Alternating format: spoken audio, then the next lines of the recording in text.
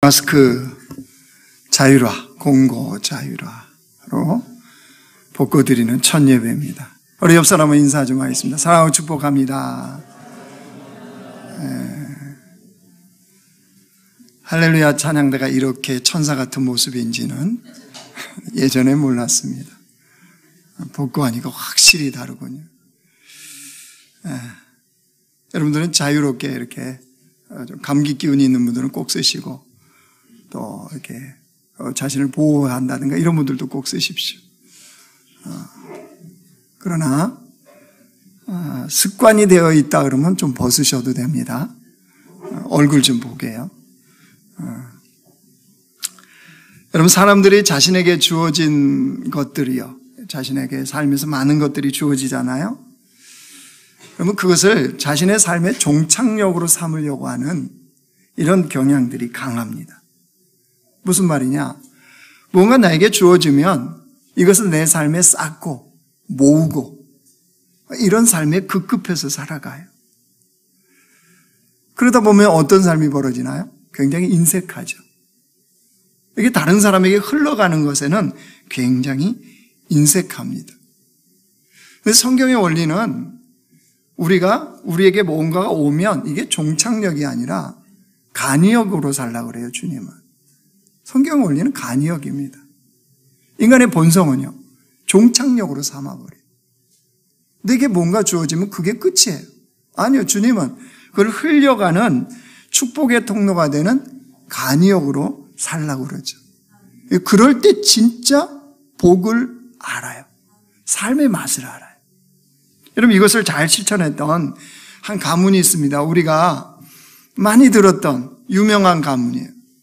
경주의 최부잣집 아시죠? 경주에 사는 최씨 가문의 부잣집이에요. 부자는 몇 대가 못 간대요? 3대가 못 간다고 그러죠. 그래서 물려주지 말라고 그러잖아요. 그래서 기독교에도 유산 물려주지 않기 운동 뭐 이런 거 하잖아요. 왜냐하면 물려줘봤자 3대를 못 간다. 이게 사람들이 생각하는 부자들이에요. 사실 맞습니다. 그런데 이 가문은요, 10대에 걸쳐서 그 부를 유지했던 가문입니다. 10대요. 그러니까 1600년대 초에 최진립이라는 이 사람이 경주에 터를 잡고 살기 시작했습니다. 그래서 부를 이루었어요. 그 부가 몇 대까지 가냐면 10대까지 갑니다. 10대. 3대가 못 간다고 그랬잖아요. 그런데 이 가문은 10대까지 갔어요. 300년. 마지막 그 부를 누렸던 사람이 최준이에요. 최준이라는 사람이었는데, 이 사람이요, 이제 마지막에 이 사람도 전 재산을 바쳐서 대학을 설립을 하고 그거를 이제 기부를 하는 거예요. 그게 설립됐던 대학이 대구대학과 청구대학입니다. 전 재산을 바쳤어요. 참 귀하죠. 그러니까 보통은 그렇게 부가 오면 쌓고 저축하고 모으고 가두고 여기에 급급한데 이 가문은 그렇지 않았어요. 칭찬을 듣는 이유가 있습니다. 3대면 끝난다고 그러는데 10대까지 이어질 수 있었던 비결이 있었어요. 그거 어떻게 아느냐? 이 가문의 가훈을 보면 왜 그랬는지 그 비결을 알게 됩니다. 우리 가훈을 한번 보실래요? 많이 들어보셨던 가훈일 겁니다. 제가 한번 읽어드릴게요. 과거를 보되 진사 이상은 하지 마라. 제사는 만석 이상 지니지 말라. 과객을 나그네를 후하게 대접하라. 흉년에는 땅을 사지 말라. 정반대죠. 우리 직업 떨어지면 막 사야죠. 우리는. 그렇죠? 근데 그래서 그러지 말라는 거예요. 며느리들은 시집 온 3년 동안 무명 옷을 입어라. 여자분들 기분 나빠하시면 안 돼요. 왜 그런 줄 아세요? 가난한 지들의, 서민들의 그걸 알라는 거예요. 왜냐하면 이 며느리들은 이제 부잣집에 살아갈 거니까 3년 동안은 철저하게 그걸 깨달으라고 일부러 무명 옷을 입혔다는 거예요. 3년 동안. 그 다음 보세요. 사방 100리 안에, 그러니까 자신의 집에서 100리요. 100리 안에 굶어 죽은 사람이 없게 하라. 굶어 죽은 사람이 한 사람이라도 있으면 자신 집에 이 가문의 책임으로 여기게 했다는 겁니다. 자, 됐습니다, 이제. 참, 이런 걸 가문으로 걸어놓으면 하나님이 10대 이르도록 부자 시켜줄 텐데. 뭐가 눈에 띄나요? 진사 이상의 벼슬을 하지 말라. 왜 그랬을까요? 권력에 대한 탐욕이요. 그러니까 이 가문은 권력과 부에 대해서 철저하게 이 탐욕을 경계합니다. 권력과 부에 탐욕이 일어나잖아요, 사람이. 그걸 철저하게 경계합니다. 사방 백리 안에 굶어 죽은 사람이 없게 하라. 무슨 뜻입니까? 사회적인 책임이죠. 부자로서 사회적인 책임을 하라, 이런 뜻이잖아요. 여러분, 이런 부유한 사람, 이런 부자라면 이 세상에 많으면 많을수록 좋겠죠. 그렇지 않겠어요? 왜? 하나님이 원하시는 뜻이니까요. 이런 부자가 있을수록 당연히 주변으로 흘러갈 것입니다. 자, 이런 얘기는 이제 들으면, 그렇구나, 경자의 채부잣집 좋네. 자, 이렇게까지 해요. 그러면 자, 이제 질문해 봅시다. 이런 이야기가 우리에게는 해당이 안 될까요? 다른 사람의 이야기일까요?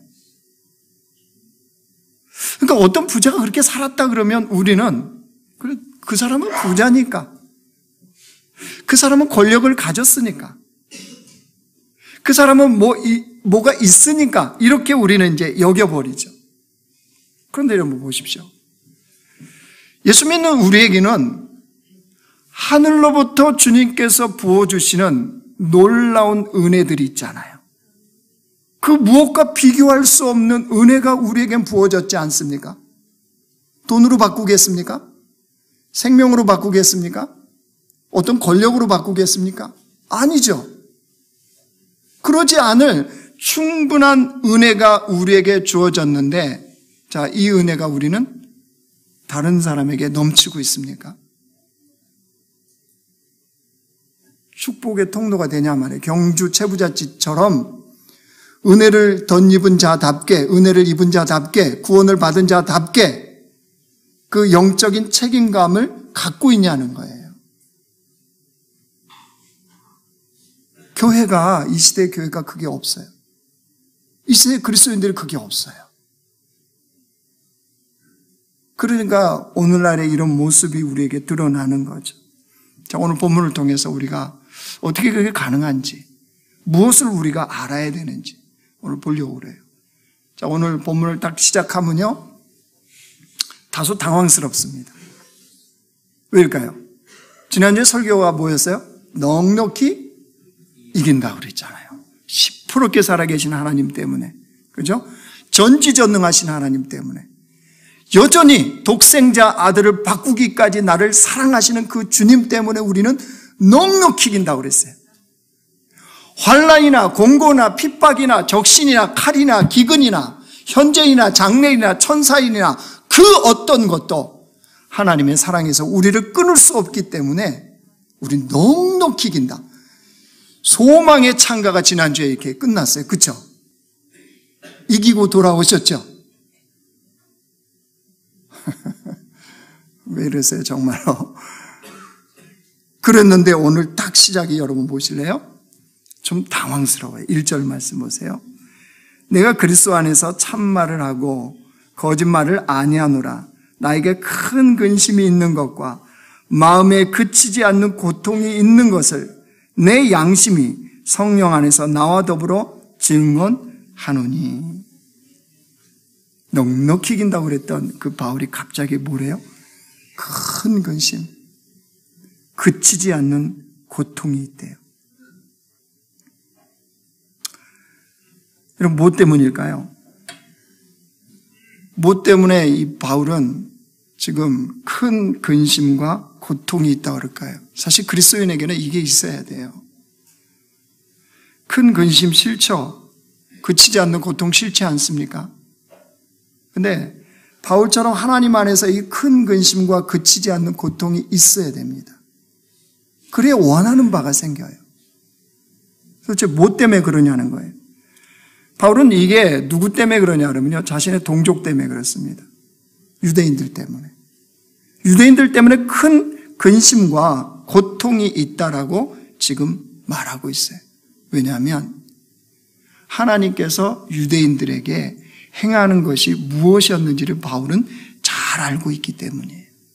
자, 유대인들에게 뭘 주님이 행하셨는지 4절 한번 가보세요. 4절 5절 같이 읽습니다. 시작. 그들은 이스라엘 사람이라 그들에게는 양자됨과 영광과 언약들과 율법을 세우신 것과 조상들도 그들의 것이요 육신으로 하면 그리스도가 그들에게서 나셨으니 그는 만물 위에 계셔서 세세의 찬양을 받으실 하나님이시나. 아멘. 하나님께서 유대인들, 이스라엘 백성에게 행하신 것을 바울은 잘 알고 있대요. 그게 뭐였습니까? 이스라엘의 자녀, 이스라엘을 하나님의 자녀로 삼으신 것. 그렇죠? 그래서 하나님의 영광을 보게 한 것. 지금 이걸 누구에게 행하셨다고요? 하나님이? 이스라엘 백성들에게. 그뿐이 아니었습니다. 하나님께서 이스라엘과 언약을 맺으셨어요. 그리고 율법을 주셨습니다.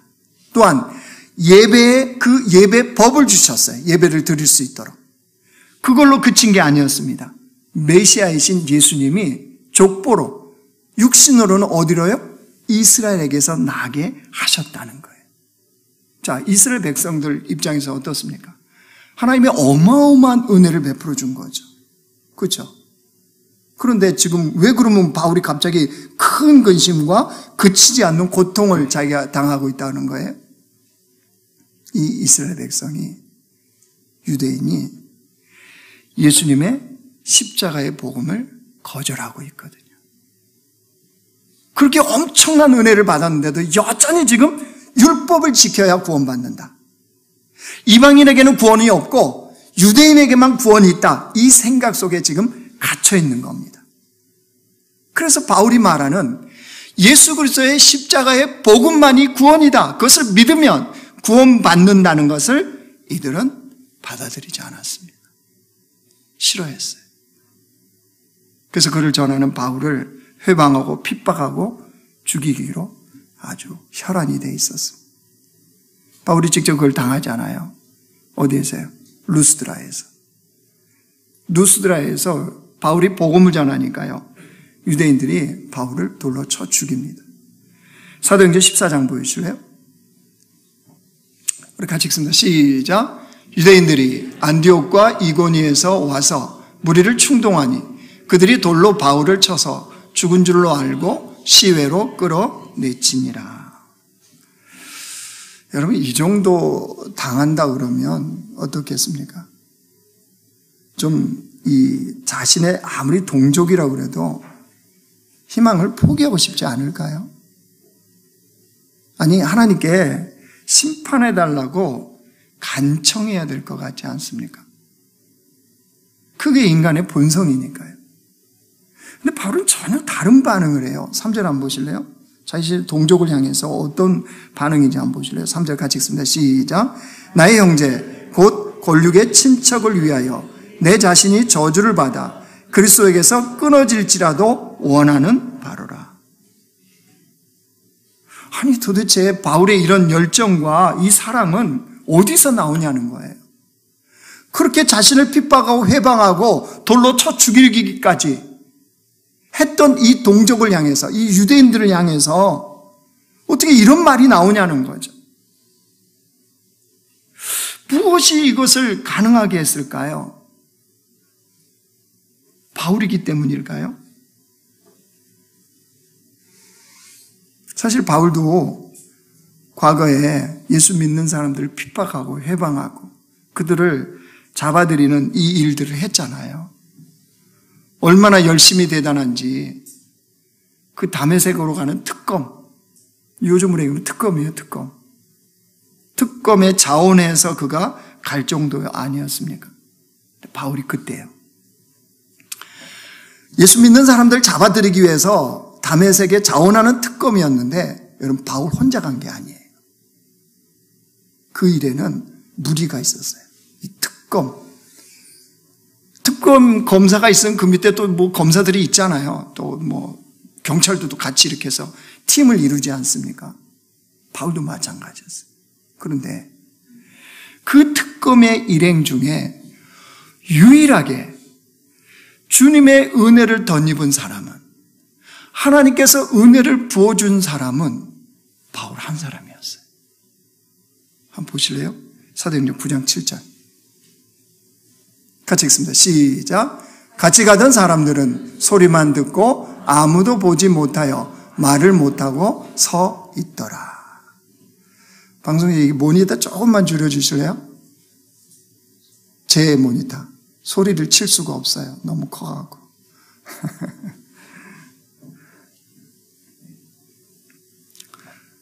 자, 말씀 들어가 버렸어요? 말씀 다시 한번 띄워줘 보세요. 같이 가던 사람들은 소리만 듣고 아무도 보지 못하여 말을 못하고 서 있더라. 바울은 들었죠? 바울은 들었잖아요. 사울아, 사울아, 왜 내가 나를 핍박하느냐? 주여 누구시나이까? 그거 아시죠? 바울만 들었잖아요, 바울. 그러니까 바울이 그 무리 중에 자기 자신만 유일하게 하나님의 놀라운 사랑과 주님의 구원의 은혜를 덧입은 거예요. 바울만이. 자, 이거를 덧입게 되자 바울이 어떤 마음이 생겼어요? 빚진 자의 마음이 생겼어요. 빚진 자. 그래서 바울이 이렇게 고백합니다. 고린도전서 15장 보여주세요.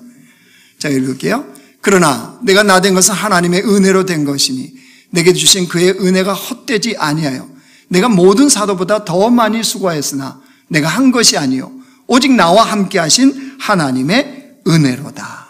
자, 이게 생기니까 바울이 로마서 1장도 보여줘 보세요. 자, 어떤 자가 됐다고요? 우리 같이 읽습니다. 시작. 헬라인이나 야만이나 죄 있는 자나 어리석은 자에게 다 내가 빚진 자나 그러므로 나는 할 수 있는 대로 로마에 있는 너희에게 복음 전하기를 원하노라. 어떤 자의 심정이 됐다고요? 빚진 자. 왜 그 많은 사람 중에 나만 놀라운 은혜를 입었는지, 왜 이 많은 사람 중에 나만 주님이 구원하셨는지 이 은혜를 깨달으니까 빚진 자의 심정이 됐다는 거예요. 그래서 바울은 감당할 수 없는 하나님의 그 구원의 은혜 앞에 그것이 자신만을 위한 것이 아님을 그때 깨달은 겁니다. 그래서 일평생을 이방인 사도로 살아갑니다. 즉 바울은요, 뭘 깨달은 거냐? 하나님의 이 놀라운 은혜는, 이 놀라운 복음의 구원은 자신 안에만 가두어 두어야 되는 것이 아니라는 사실, 이것이 확장되어야 한다는 사실을 바울은 철저하게 깨달은 거예요. 그래서 바울의 마음에 이 큰 근심과 그치지 않는 고통은 이 은혜가 이방인에게도 유대인에게도, 아니 할 수만 있다면 세상의 모든 사람에게 이 은혜가 전달되기를, 그래서 그들도 자신처럼 하나님의 은혜 앞에 서 있는 백성이 되기를 원하는 마음이었어요. 이게 바울이 큰 근심, 그치지 않는 고통이었어요. 자, 여기까지요. 이거는 이제 말씀에 대한 우리가 이제 해석이고 우리가 또 보는 겁니다. 자, 그러면 이제 여기서 이제 우리가 생각해봐요. 저도 말씀 묵상하면 질문인 거예요. 우리도 하나님의 놀라운 은혜를 받으면, 하나님의 그 구원의 은혜를 생각하면 이런 마음이 생겨요. 그렇죠? 이 은혜가 다른 사람도 받았으면 좋겠다. 나만 이 구원의 은혜 앞에 서 있는 게 아니라 내 이웃에 있는 누구도, 우리 친척 누구도 하나님의 이 놀라운 구원의 은혜 앞에, 이 복음 앞에 섰으면 좋겠다, 이런 마음 우리도 생긴단 말이에요. 그런데 바울은 그게 되어졌어요. 그렇죠? 바울을 통해서 수많은 이방인들이 하나님의 은혜 복음 앞에 섰고 유대인들도 주님의 복음 앞에 섰단 말이에요. 왜 우리는 그게 안 될까요?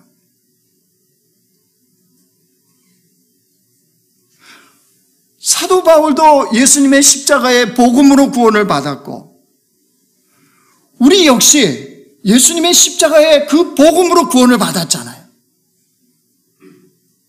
그러면 바울은 그 삶이 되는데 왜 우리는 안 되냐 말이에요. 그러니까 바울인 거예요. 우리는 아닙니까?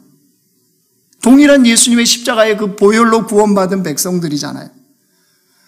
바울을 사랑하듯이 우리를 사랑하시잖아요. 주님의 그 사랑은 여전하잖아요. 근데 왜 이 말씀이 왜 우리의 말씀이 아니냐는 거예요. 우리는 왜 듣고 좋네 생각하고 그렇지. 그러니까 바울이 이방인의 사도지. 그렇게 하나님 앞에 귀하게 쓰임 받았지. 이 수많은 서신서들을 우리는 보고 있지. 그러니까 그는 감옥에서도 기뻐하라고 이야기할 수 있지 라고 왜 우리는 그쳐버리는, 도대체 무슨 차이냐 말이에요. 이게 저희 고민이었단 말이에요. 저하고 바울은 왜 다를까? 동일한 복음을, 동일한 예수의 십자가의 은혜를 덧입었는데, 동일하게 하나님의 자녀가 되어서 하늘나라의 상속자로 이 땅을 살아가는데, 왜 내 삶에는 다른 사람들이 하나님의 그 은혜 앞에 서게 하는 그 통로가 안 되어지냐는 거죠. 하나님의 그 콜링 앞에 축복의 통로가 왜 나는 안 되어지냐는 거예요. 그 고민에 대한, 그 질문에 대한 하나님의 말씀에 우리가 생략된 게 하나 있더라고요, 보니까. 말씀을 꼼꼼히 봤더니 바울과 우리의 근본적인 차이가 여기서 났구나. 그게 깨달아졌어요. 아니, 그게 보여졌어요. 무슨 말이냐? 바울은 그 은혜를 깨달았죠. 그래서 자기 안에만 가둬둘 수 없다는 걸 알았잖아요. 그래서 확장되고 다른 사람도 이방인이든 유대인이든 그 모든 사람들이 하나님의 은혜 앞에 서기를 원하는 소원이 생겼단 말이에요. 거기까지 우리도 동일해요. 우리도 가져요. 그런데 바울이 그때 한계에 있어요. 자, 보실래요? 6절 말씀. 같이 읽어요. 시작. 그러나 하나님의 말씀이 폐하여진 것 같지 않도다. 이스라엘에게서 난 그들이 다 이스라엘이 아니요. 그러나 하나님의 말씀이 폐하여진 것 같지 않도다. 무슨 뜻입니까? 바울은 자신이 가진 생각을 행동으로 옮기기 전에 주님의 말씀으로 그것을 검증하는 작업을 한 거예요. 내가 가진 생각과 내가 마음에 들어온 이 생각, 이것이 과연 주님으로부터 온 거냐는 거예요. 주님의 말씀이 과연 그러한가, 이걸 검증하는 작업을 했다는 거예요. 여러분, 그것을 주님의 말씀에 비춰보고 이게 분명해지니까, 다시 확증이 되니까 그게 어떻게 되겠습니까? 움직이는 동력이 되는 거예요. 여러분, 우리가 왜 주님 앞에 결단을 하고 하나님의 말씀에 은혜를 받고 기도하다 은혜를 받아도 왜 그 동력이 이루어져 버리냐? 그것이 나아가는 동력이 왜 이렇게 흐지부지가 되느냐? 내 생각과 내 의지와 내 경험, 이런 것들이 동력이 되기 때문이에요. 그리스도인들은 하나님의 말씀이 동력이 되면 반드시 이루는 자리로 나갑니다. 중간에 흐지부지가 안 돼요. 성령으로 시작하여 육체로 망하는 어리석은 자가 되지 않아요. 성령으로 시작해서 성령으로 마감하는 자가 돼요. 무엇할 때요? 주님의 말씀이 동력이 되어질 때. 그러니까 바울이 말씀으로 그걸 검증을 한 거예요. 그리고 확증을 가진 거예요. 어떻게 알아요? 다시 6절 보세요. 그러나 하나님의 말씀이 폐하여진 것 같지 않도다. 이게 무슨 말입니까? 유대인들이 버리지 않았다는 거예요. 그래서 바울이요, 이 로마서 11장에 가면, 자, 이렇게 바울이 고백합니다. 보여주세요. 자, 우리 같이 읽습니다. 시작. 그러므로 내가 말하노니 그들이 넘어지기까지 실족하였느냐? 그럴 수 없느니라. 그들이 넘어짐으로 구원이 이방인에게 이르러 이스라엘로 시기나게 함이니라. 그들의 넘어짐이 세상의 풍성함이 되며 그들의 실패가 이방인의 풍성함이 되거든 하물며 그들의 충만함이리요. 25절 형제들아 너희가 스스로 지혜 있다 하면서 이 신비를 너희가 모르기를 내가 원하지 아니하노니 이 신비는 이방인의 충만한 수가 들어오기까지 이스라엘의 더러는 우둔하게 된 것이니라. 바울이 딱 깨달은 거예요. 뭐를요? 이스라엘 즉 유대인들이 복음을 거절하니까 어디에 복음의 문이 열렸어요? 이방인들에게 열린 거예요. 그렇다고 하나님이 거기서 하나님의 계획이 끝난 게 아니라는 거예요. 뭘 깨달은 거예요? 말씀을 통해서 이방인의 수가 차면 그 다음에 이 복음은 다시 어디로요? 유대인을 향한다는 사실. 이걸 깨달으니까 지금 이게 안 이루어져도 지금 복음을 거절하고 자신을 회방하고 돌로 쳐 죽이는 이런 고통이 있다 할지라도 하나님의 계획은 결국 유대인들도 구원하시는 그들도 은혜의 자리에 서게 하시는구나 라는 것을 뭐 했다는 거예요? 깨닫게 됐다는 거예요. 말씀으로 확증을 받으니까 목숨을 걸고 달려가는 것이 가능한 거예요. 아무리 방해를 하고 아무리 핍박을 하고 아무리 목숨을 죽일 것 같아도 하나님의 계획은 주님의 말씀은 피할 수가 없기 때문에 바울은 그 길을 당당하게 내가 달려갈 길과 주 예수께 받은 사명을 이루려 하면은 나의 생명조차도 뭐 한다고요? 귀하게 여기지 않는다. 전제와 같이 부음을 당하여도 내가 기쁨으로 그 길을 달려간다. 바울의 고백 거기서 나오는 거예요. 의지가 강한 사람이어서 그런 게 아닙니다. 주님의 말씀으로 확증이 되니까 가능한 거예요. 여러분 그리스도인들의 동력은 여기서 나오는 거예요. 말씀을 통해 하나님의 계획을 깨달으면요 그게 가능해져요. 이 안에 은혜를 가둬두는 게 아니에요. 여러분 왜 우리가 하나님으로 엄청난 은혜를 덧입고 살아가는데도 그 은혜가 내 안에 가두어진 은혜가 되어지느냐?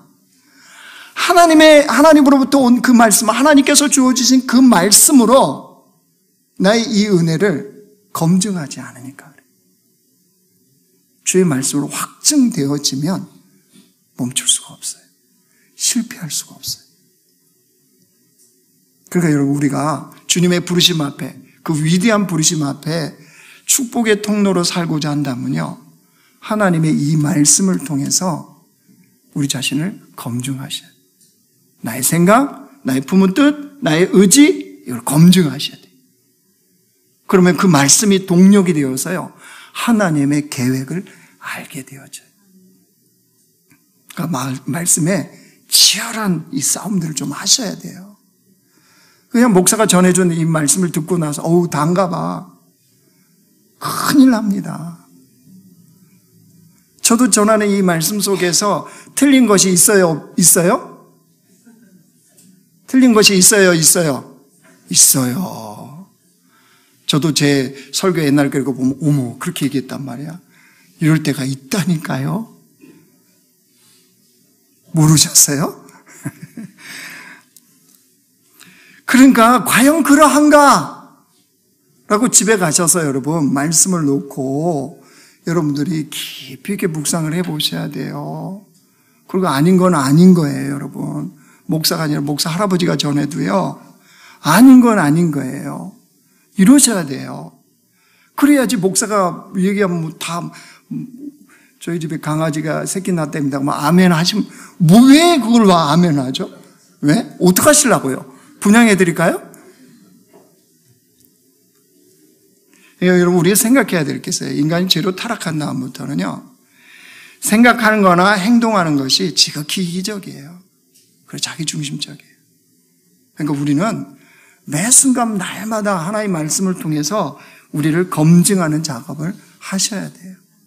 그래야 주님의 위대한 그 부르심 앞에 순종이 가능해져요. 그리고 우리 계속 말씀을 읽고 묵상하고 이거 계속 하잖아요, 우리가. 그죠? 큐티하라고 그러고 성경 읽으라고 이유가 있어요. 하나님의 말씀을 이렇게 검증하는데 나 자신을 검증하고 내 생각, 내 계획들을 검증하는데 우리가 잘못 적용하고 잘못 해석할 경우가 많으니까요. 무슨 말이냐? 여러분, 하나님의 말씀에 대해서요, 부분적으로 보는 거 경계하셔야 돼요. 부분적으로. 그래서 여러분, 통전적으로 봐야 된다. 전체를 봐야 된다. 큐티도 그 문맥 안에서 봐야 된다. 이런 말 많이 들어보셨잖아요. 그 폐해를 제가 알려드릴게요. 예전에 요즘에 이제 많이 달라졌지만, 예전에는요, 이렇게, 개업신방이라든가 이런 거 가면 화분도 들고 가지만, 말씀 액자들을 많이 예전에는 사용했어요. 그죠? 그래서 어떤 가게나 어떤 기업체 들어가면 말씀 액자가 이렇게 다 걸려져 있다. 그럼 믿는 기업인 거예요. 그죠? 그래서 이제 그때 많이 썼던 이렇게 말씀 액자 중에 하나가 욥기 말씀이었어요. 한번 보여주실래요? 자, 같이 읽어. 시작. 내 시약은 미약하였으나 내 나중은 심히 창대하리라. 아멘. 이거 받으신 분들 있죠? 집에 지금 걸려있는 분들도 있죠? 오늘 가서 버리시면 안 돼요? 얼마나 말씀 좋습니까? 시작. 그렇죠. 뭐든지 처음 시작은 미약하죠. 그러나 주의 능력을 덧입어서 내 나중에 심히 창대한다 그러니까 얼마나 좋아요. 그래서 이 말씀을 받고 열심히 해요. 사람들이. 심히 창대해진다니까 나중은. 근데 그렇게 해서 다 잘 되셨나요? 그렇게 말씀을 믿고 그렇게 걸어놓고 기업체들마다 다 대기업 되셨죠? 아니었잖아요. 문 닫은 데도 있잖아요. 망한 데도 있잖아요. 뭐예요, 그럼 이거는? 내 시작은 미약하였으나 중간이 없어요. 그죠? 그 중간이 있는 거예요. 내 나중은 심히 창대하리라. 바로 받으시면 안 되고요. 그 가운데 중간이 빈 여백이 있잖아요. 거기까지를 알고 이 말씀을 받았어야죠. 그러니까 그렇지 않으니까 사람들 마음에 상처가 생겨요. 열심히 해도 안 되네. 말씀대로 믿고 살아도 안 되는구만. 이런 상처가 받아요. 그러면 이제 그 액자는 계속 걸려져 있어요. 어떤 이 말씀이 되죠, 이거는? 그 공간 안에 죽은 말씀이 되는 겁니다. 왜요? 그 말씀을 걸어놓고 보는 사람이 안 믿거든요. 그럼 죽은 말씀이죠. 그렇지 않습니까? 죽은 말씀이 되는 거예요. 왜 이런 일이 벌어지죠? 부분적으로 아닌가요? 욥기 이 말씀을 정확히 어떤 말씀입니까? 내 시작은 미약하였으나 내 나중은 심히 창대해지기 위해서는 중간에 욥은 자식을 잃고 재산을 잃고 온몸에 악창이 나서 기왓장으로 긁는 이 고통의 연단이 있은 다음에 내 나중은 심히 창대하리라. 이 말씀이에요. 근데 우리는 중간을 싹 뺐죠. 물론 목사들이 잘못한 그걸 얘기를 해줬어야죠. 심히 창대하고 싶습니까? 그럼 재산 다 잃으셔야 됩니다. 자식 한번 다 죽이셔야 됩니다. 그죠? 질병으로 알아누우실 각오하셔야 됩니다. 이 연단 받을 각오하셔야 됩니다라고 얘기했어야 되는데 저희 목사들이 그것만 싹 빼버렸죠.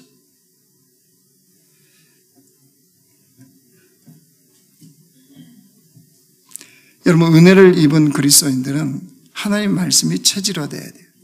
말씀이 체질화된다는 건 다른 게 아닙니다. 우리의 생각이나 우리의 마음을 언제나 하나님의 말씀으로 검증하셔야 돼요. 그래서 그 말씀의 적용이 다른 사람에게 흘러갈 수 있도록 이 은혜의 확장을 이루셔야 돼요. 이 안에 가두어 두시면 안 돼요. 그러면 죽은 말씀이 돼요. 다 매주 듣고 매주 결단하고 나간데 삶에는요, 주님이 나타나는 일이 없어요. 당연하죠. 내 안에 가두어 두고 있으니까요. 종착역이 돼버리면 안 된다고요. 은혜의 간이역이 되셔야 돼요. 주님의 은혜는 차고 넘치는 거예요. 그래서 다른 사람들도 그 은혜의 자리에 서게 하는. 바울의 오늘 큰 근심과 그치지 않는 고통은 바로 그래서 간절한 소원으로 나의 동족 유대인도 이 은혜의 자리에 서게 하는, 이 복음의 은혜의 자리에 서게 하는 간절한 소원이 생긴 거예요. 말씀을 정리하겠습니다. 하나님께서 올해 우리를 부르셨어요. 우리 공동체를. 뭘로요? 경배와 축복의 통로로. 이 부르심 앞에 여러분 우리의 간절한 바람이 있어야 돼요. 원함이 있어야 돼요. 원함이. 근데 그 원함은 하나님의 말씀으로 검증될 때 진정한 원함이 돼요. 그러니까 여러분 아세요? 누구 성도가 갑자기 은혜 받았다고, 목사님 제가 이거 할게요 저거 할게요. 제가 다 안 믿습니다. 다시요? 다 안 믿어요. 목사님 복권 맞으면요 교회에요 빌딩 세워갖고 이전하게 안 믿어요. 그런 말 하지 마세요. 그것이 뭘로 해야 된다고요? 하나님의 말씀으로 검증하는 과정을 거친 그 결단과 그 적용과 그 고백만이 하나님이 이루어 가실 거니까요. 이제 우리가 그 작업을 합시다. 다 공동체가 주님의 위대한 부르심 앞에 섰어요. 이제 우리 축복의 통로로 살려고 해요. 그렇죠?